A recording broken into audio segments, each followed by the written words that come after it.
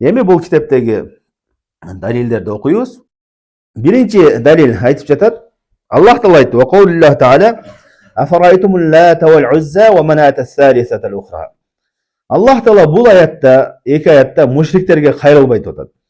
Аллат вал узза, ал-манат деген үч бул пайгамбарыбыздын доорундагы мушриктердин эң негизги сыйынган буттары, сыйынган эмелери болчу да булар. Санамдап коет.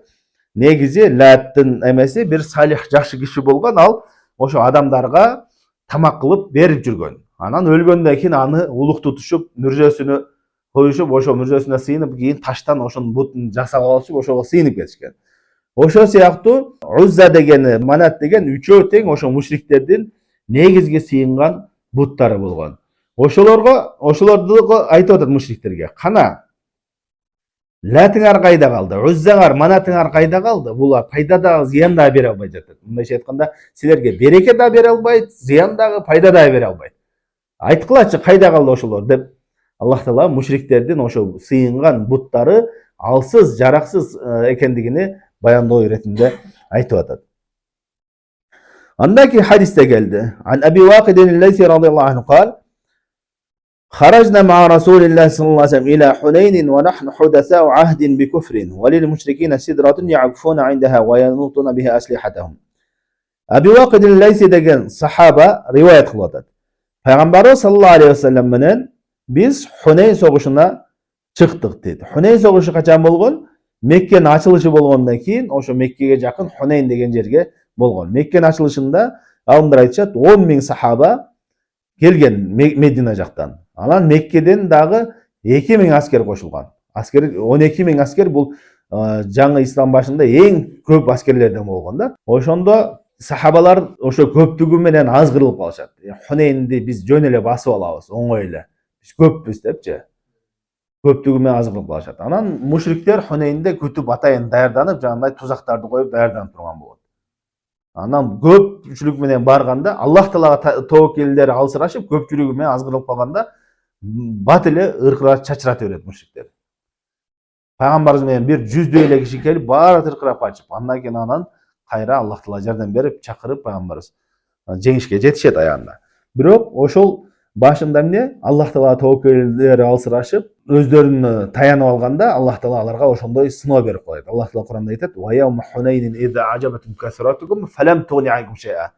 Хунейн күнү силерге эмне көптүгүңөр менен аз кырылдыңар дейт. Биз көппүз, кыйынбыз дегендей. Силерге ал көптүгүңөр эч кандай пайда да берген жок дейт да. Түшүнүктүбү? Эми ошол сахаба ошол Хунейн согушуна чыктык дейт. Биз ал учурда дейт капырлыкка жакын элек, мындайча айтканда, жаңы эле исламга киргенбиз дейт да. Ислам, таухид, ширктен арылган элекпиз таза. Жакшы түшүнө элекпиз исламды. Анткени Меккенин ачылышында жаңы кирген да мусулмандар көпчүлүк. Ошондой болгон дейт. Валил мушрикина сидратун я'куфуна индаха. Анан жолдо баратсак, мушриктердин, капырлардын бир сидр деген дарактын аты. Бизде барбы билбейм, ошондой дарак. Дарактын аты, ошондой дарагы бар эле мушриктердин дейт. Алар эмне кылчу дейт? Аерде отурушчу, ошо дарактан береке талап кылып, жанында отурушчу. Жана ошондой эле ага курал жарактарын илишчү. Ошого илсек берекелүү болуп, күчтүү болуп курал жалабыз депчи. Кайтпай турган, мези кайтпай турган күчтүү болот деп, кылычтарын илип. Зат ануат деп аталынчу дейт. Ал зат ануат деп аталынчу. Фамарарна бисидратын. Анан биз ошондой сидр деген дарактын жанынан өтүп калдык пайгамбарыбыз менен чогуу. Факулна я Расулаллах, биз айттык: "О Аллахтын элчиси, иджаллана зата ануатин кама лахум зата ануат." Бизге да тиги мушриктердин жанагындай береке талап кылган дарагы бар болгон сыяктуу эле бизге да бир дарак кылып бер, биз да ошондон береке талап кылайлы дедик. Көрдүңүз, сахабалар, пайгамбардын жанында жүргөн сахабалар да ширкке түшүп калып атат да. Ошондой деп сурады. Факала Расулуллах саллаллаху алейхи ва саллям, пайгамбар саллаллаху алейхи ва саллям айтты: "Аллаху акбар." Башка риваятта субханаллах, субханаллах деп кайра айтат да. Аллах Таала мындан аруу депчи, Аллах Таала улук деп айтып туруп, айтат: "Иннаха сунан." Чынында ушул айткан сөзүңөр сунан, илгеркилердин жолун жолдоп атасыңар дейт да. Култум валлади нафси биядихи кама қалат бану Исраил Муса идж'ал лана илахан кама лахум алиха. Қала иннакум қавмун таджхалун. мен жаным колумда болгон Аллахка касам ичип айтам дейт. Бани Исраил Мусага кандай сөз айткан болсо, силер дагы мага ошондой сөз айттыңар. Мусага Бани Исраил эмне талап кылды Мусадан дейт. Алар айтты, алар мушриктерди, бутпарастты көргөндө, ташка отко сыйынгандарды көргөндө, бизге дагы ушунчундай сыйына турган илах кылып бер деп Мусадан талап кылышкан дейт.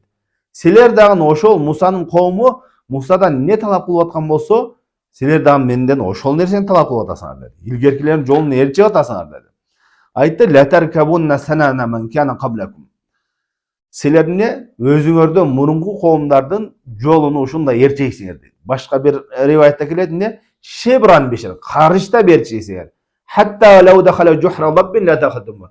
Жада калса алар эмне? Даб деген жаныбар бар. Даб деген эмне? Арабча. Кескелдириктин бир түрлөрүнөн да, ал кескелдирик эмес, ал чөп жей турган. Ошондой бир түрлөрүнөн, ошонун ийине кирип кетсе артынан ээрчип киресиңер деген. Бул эмне? Мусулман үммөтү ошол мушриктерди ээрчип, илгерки коомдарды ээрчийт экендигин, ошолордун дуурайт экендигине далил болот. Бул аларды дуураганда шайтан эмне? Эң биринчи ошол этикатында дуураганга аракет кылат, ширкке түшүргөнгө. Аларды ширкте ээрчүү, мына пайгамбарыбыз доорунда эле ээрчип башташып атат. Түшүндүңбү? Пайгамбарыбыздын доорунда, пайгамбарыбыздын жанында жүргөн адамдар ушундай ката кылып ээрчип баштап атат. Демек, бизде дагы ошондой адамдар капырларды этикатында ээрчиген, алардын ибадатында ээрчигендер толтура. Эми моундай кылган кылык жоорубунда ээрчигенди айтпай эле коелу. Азыр мусулмандардын көпчүлүк жаштары эмне? Капырлардын ошо жылдыздарыны ээрчийт, кийиминде, модасын ээрчийт, кыймыл аракетинде бир жиндиси чыгып алып, бир бейкылык кыймылдарды кылып, бийлеп, бир видео чыгарып койгон болсо болду. Аны эмне? Баардык мусулман жаштар ошону дуурап жинди болот. Ошол сыяктуу эле бир авратын ачкан, чачылган бир кийимди мода кылып чыгарып койсо, кыздын баардыгы ошону ээрчип кетет. Чачтарын бир түрдүү кылып бир алып алган болсо, баары ошондой прическа кылып мода кылып кетет. Бул эмне? Ошо капырларды ээрчүү болуп эсептелет баардыгы. Пайгамбар саллаллаху алейхи ва саллям илгертен эле бул нерседен кайтарган. Ушуну менен бул бөлүм аяктайт. Аллах таала баарыбызды ушул ширктин кичинесинен да чоңунан дагы алыс кылган болсун. Аллах таала баарыбызга, жашообузга, үй бүлөбүзгө, илимибизге, амалыбызга береке берген болсун. Саллаллаху алейхи ва саллям аля хайр халқи Мухаммад ва аля алихи ва сахбихи ажмаин.